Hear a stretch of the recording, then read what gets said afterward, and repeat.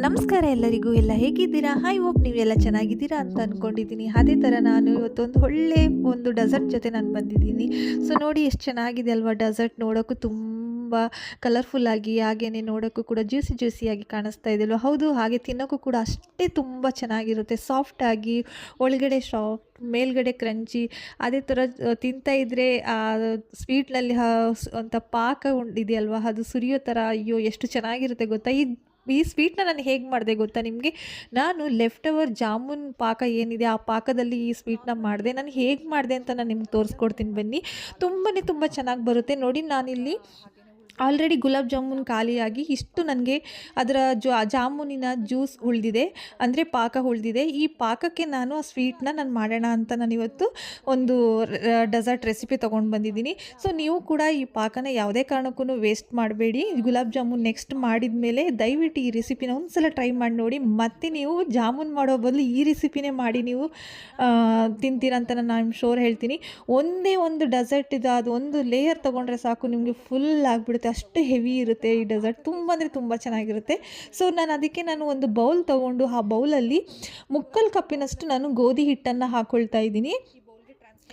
ಗೋಧಿ ಹಿಟ್ಟು ಹಾಕಿದ ನಂತರ ನಾನಿಲ್ಲಿ 3 ಸ್ಪೂನ್ನಷ್ಟು ಮೈದಾ ಪೌಡ್ರನ್ನು ನಾನು ಇದಕ್ಕೆ ಸೇರಿಸ್ಕೊಳ್ತಾ ಇದ್ದೀನಿ.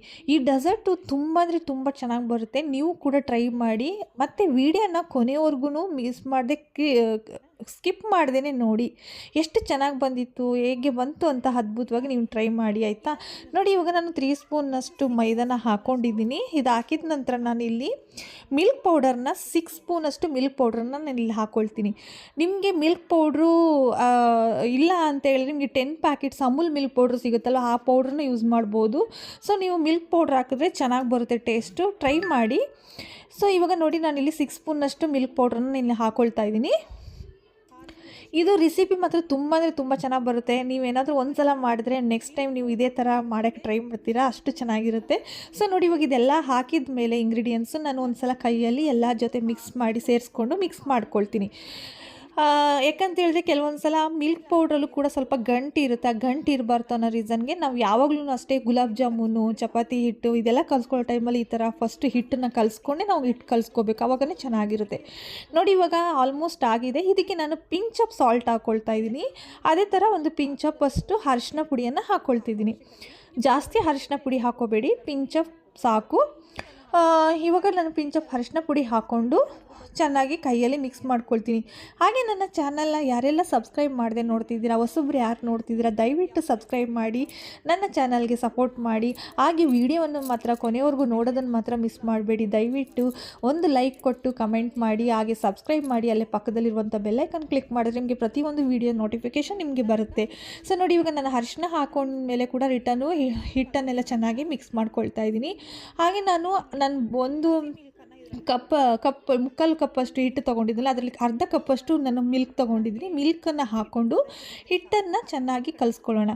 ಹಿಟ್ಟು ಚೆನ್ನಾಗಿ ಕಲಿಸ್ಕೊಳ್ಳೋದು ಅಂದರೆ ಆಲ್ಮೋಸ್ಟ್ ನಮಗೆ ಗೋಧಿ ಹಿಟ್ಟು, ಚಪಾತಿ ಹಿಟ್ಟು ಕಲಿಸ್ಕೊಳ್ತೀವಲ್ಲ ಆ ಥರ ಇದ್ದರೆ ಸಾಕು. ತುಂಬ ತೆಳುನೂ ಇರಬಾರ್ದು, ತುಂಬ ಗಟ್ಟಿನೂ ಇರಬಾರ್ದು. ಸೊ ನಿಮಗೆ ಮಧ್ಯದ ಪ್ರಮಾಣದಲ್ಲಿ ಇರಬೇಕು. ನೋಡಿ, ಹಿಟ್ಟು ಕಲಿಸ್ಕೊಂಡಿದ ಮೇಲೆ ನೋಡಿ, ಇಷ್ಟು ಆಗಿದ್ಮೇಲೆ ಸ್ವಲ್ಪ ಇದಕ್ಕೆ ಎಣ್ಣೆ ಇಲ್ಲಾಂದರೆ ತುಪ್ಪ, ನಿಮ್ಮ ಹತ್ರ ತುಪ್ಪ ಇದ್ದರೆ ತುಪ್ಪನೂ ಹಾಕ್ಕೊಳ್ಳಿ, ಎಣ್ಣೆ ಇದ್ದರೆ ಎಣ್ಣೆ ಹಾಕ್ಕೊಳ್ಳಿ. ನಾನಿಲ್ಲಿ ತುಪ್ಪವನ್ನು ಹಾಕ್ಕೊಂಡಿದ್ದೀನಿ.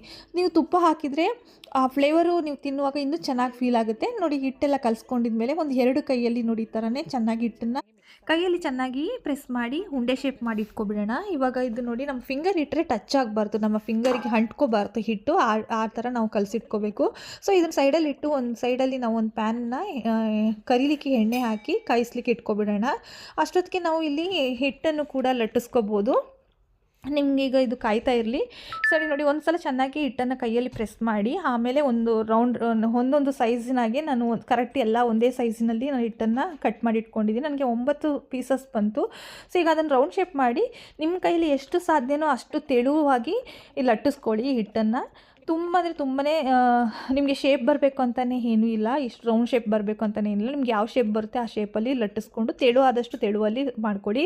ಸೊ ಇವಾಗ ನಾನು ಇದನ್ನು ಸಿಸರ್ ಇಲ್ಲಾಂದರೆ ಒಂದು ಚಾಕು ಇಲ್ಲಾಂದರೆ ಒಂದು ಸ್ಪೂನಿನ ಮುಖಾಂತರ ಸೈಡಲ್ಲಿ ಈ ಥರ ಸ್ಲೈಸ್ಗಳಾಗಿ ಕಟ್ ಮಾಡಿಕೊಂಡು ನನ್ನ ಕೈಯಲ್ಲಿ ಹೇಗೆ ಮಾಡ್ತಿದ್ದೀನಿ ಅದೇ ಥರ ತುಂಬ ಪ್ರೆಸ್ ಮಾಡ್ಕೋಬೇಡಿ, ಅದೇ ಥರನೇ ನಿಧಾನಕ್ಕೆ ಮಾಡಿಕೊಂಡು ನೋಡಿ ನಾನು ಹೆಂಗೆ ಮಾಡಿದ್ದೀನಿ ಅದೇ ಸೈಜಲ್ಲಿ ಒಂದು ಅಂಗೈ ಗಾತ್ರ ಇದ್ದರೆ ಸಾಕು. ನೀವು ರೌಂಡ್ ಶೇಪು ಅಷ್ಟು ಮಾಡ್ಕೊಂಡು ಲಟ್ಟಿಸ್ಕೊಂಡ್ರೆ ಸಾಕು.